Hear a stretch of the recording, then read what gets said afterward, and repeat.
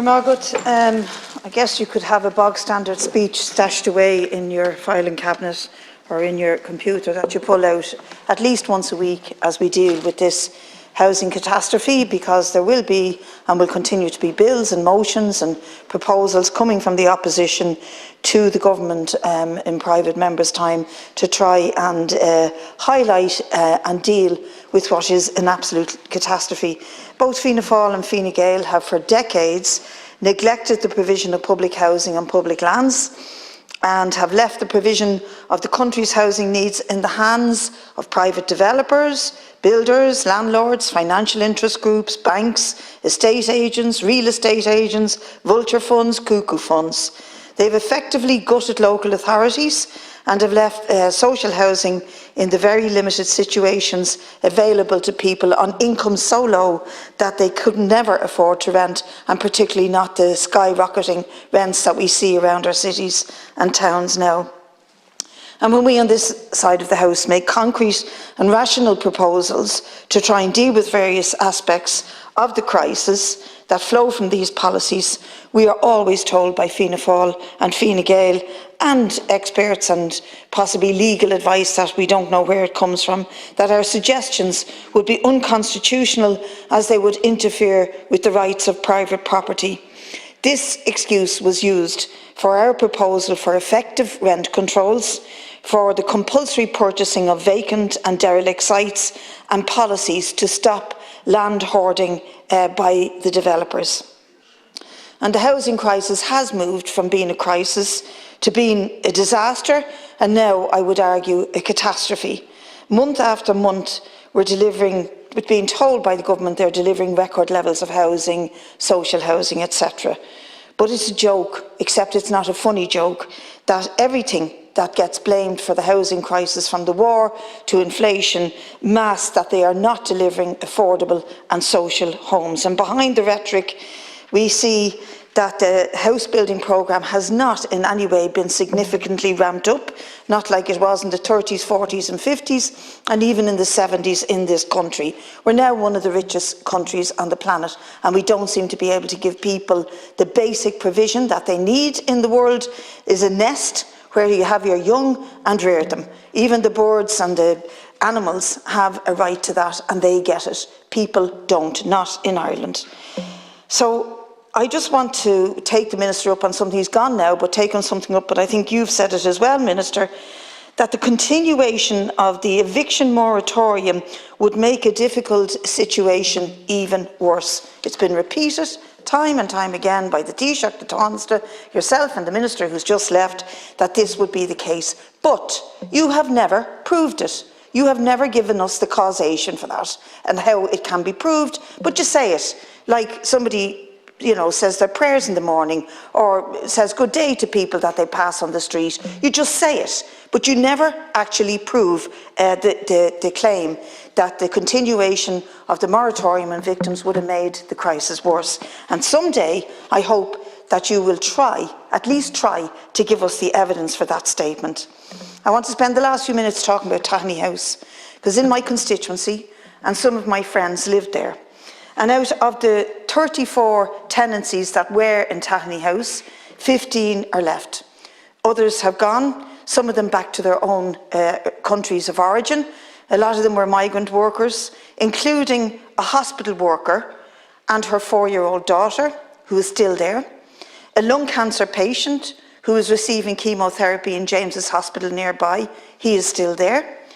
And they have worked hard to put pressure on DCC to buy the complex. It's a small enough complex in Bow Lane in Kilmainham, but it does have 15 families still living in it. And DCC have finally agreed to approach the landlord to look to purchase the home. And they've been doing so for the last couple of weeks, but guess what? The landlord is not responding.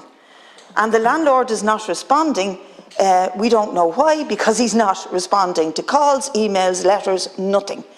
But the tenants have decided, the 15 families that are left, that no matter what, they have no choice but to stay, because they are not going to put themselves into homelessness. And they want the landlord to realise that he must respond to the council. And here's a big question for this government. what are and what will be the consequences for landlords like that landlord in Tahani House who refuse to engage, when the government have said that they will try to purchase properties back, and in this case it's a multiple tenancy property. He refuses to engage and rather would make the tenants homeless. Is there no compulsion for landlords to engage with local authorities? It seems that there isn't. And if so, if not, should there not be a disincentive for the landlords, for example, to try to sell that block of housing onto an apart hotel, for example, and have restrictions on planning for sites that are only free because dozens of people have been made homeless for them? No fault evictions of 15 families from a place like Tahani House. So the due eviction date is the 2nd of June, and the tenants have said they will not be leaving on that date. And this Saturday, we will be joined by the controversial but very successful artist Spice Bag, who did the very controversial painting around an illegal eviction recently. He will join us outside Tahani House, as will musicians, local residents from Dublin 8, political parties and campaigning housing groups. We will all come together to show solidarity with those families and to demand that something is done to deal with this crisis. We cannot see those families being moved into situations like another family who I'm dealing with, and I will be personally back to you about it, who are 15 months in a hotel room.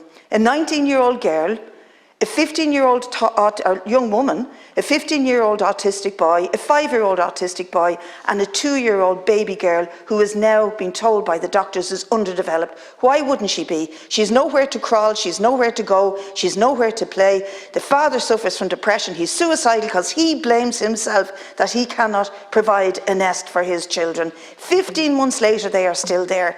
In any society, that would be regarded as inhumane, unacceptable, disgraceful, and that is exactly what it is. It's a consequence of the housing policy of this government, and that is why the families in Tahani House refuse to go. They don't want to live like that, Minister. Can you blame them?